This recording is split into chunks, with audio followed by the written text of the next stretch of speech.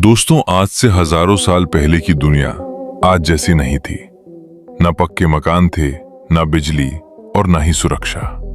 था तो सिर्फ इंसान का साहस और जिंदा रहने की जद्दोजहद। आज की कहानी एक ऐसे ही आदि मानव की है जिसने अपने परिवार को बचाने के लिए मौत के जबड़े से बाजी लगा दी। बाहर मूसलाधार बारिश हो रही थी, लेकिन उन्हें अंदाजा नहीं था कि पास की नदी अपनी मर्यादा तोड़ चुकी है। अचानक पानी का एक प्रचंड सैलाब उनकी झोपड़ी की ओर बढ़ा। जब तक उनकी आंख खुलती, पानी घर के भीतर तक घुस चुका था। देखते ही देखते उनकी मेहनत से बनी झोपड़ी तिनके की तरह बिखर गई। लहरें इतनी तेज थीं कि किसी का भी बच पाना नामुमकिन लग रहा था। लेकिन उस आदि मानव के सामने सबसे बड़ी चुनौती उसकी पत्नी थी। प्रसव की पीड़ा शुरू हो चुकी थी और वो दर्द से कराह रही थी। एक तरफ मौत का तांडव करता पानी और दूसरी तरफ पत्नी की ममता का दर्द। ऐसे कठिन समय में एक पिता की शक्ति जाग उठी।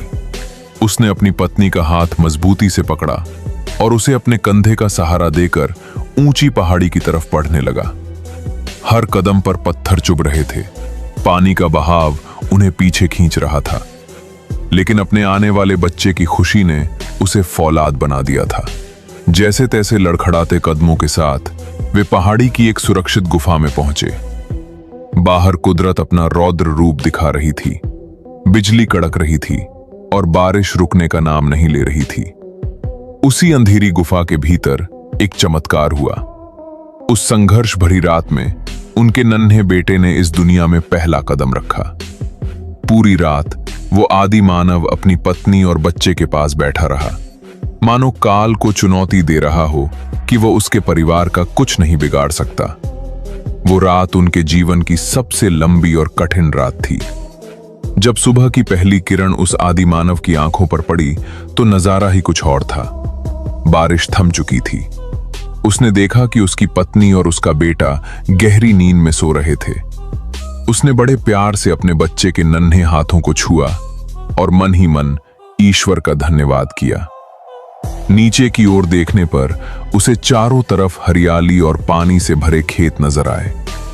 प्रकृति अब शांत हो चुकी थी, जैसे उसने भी इस नए जीवन का स्वागत किया हो।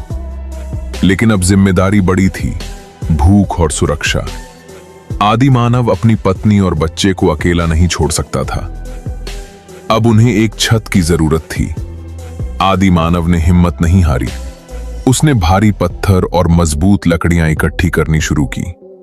उसकी पत्नी ने भी कमजोरी के बावजूद उसका साथ दिया। दोनों ने मिलकर मिट्टी और लकड़ियों से एक नई कच्ची झोपड़ी तैयार की। अब उनके पास अपना एक सुरक्षित आशियाना था।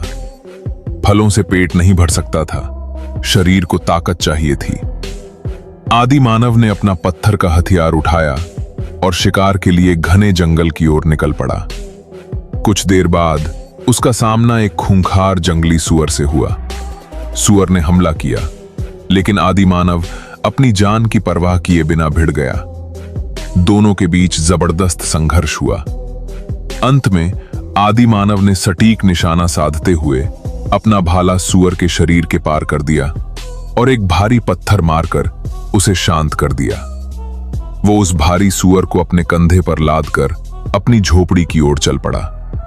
घर पहुंचकर उसने आग जलाई और मांस को पकाया। अपनी भूखी पत्नी और खुद के लिए यह भोजन किसी अमृत से कम नहीं था। इतना ही नहीं, वो दोबारा जंगल गया और वहां से किसी पक्षी के अंडे ढूंढ कर लाया। उसने उन अंडों का गर्मा गर्म ऑमलेट और सूप बनाया, जिसे पीकर उसकी पत्नी के शरीर में दोबारा जान आ गई। आदि मानव का संघर्ष सफल हुआ था। उसने न सिर्फ अपने परिवार को मौत के मुंह से निकाला, बल्कि उनके लिए एक नया और खुशहाल जीवन भी शुरू किया। दोस्तों, आपको आदि मानव के संघर्ष की यह कहानी कैसी लगी? कमेंट बॉक्स में हमें जरूर बताएं। ऐसी ही और रोमांचक और ऐतिहासिक कहानियों के लिए हमारे चैनल को सब्सक्राइब करना बिल्कुल न भूलें। मिलते हैं अगली वीडियो में। तब तक के लिए अपना ख्याल रखें।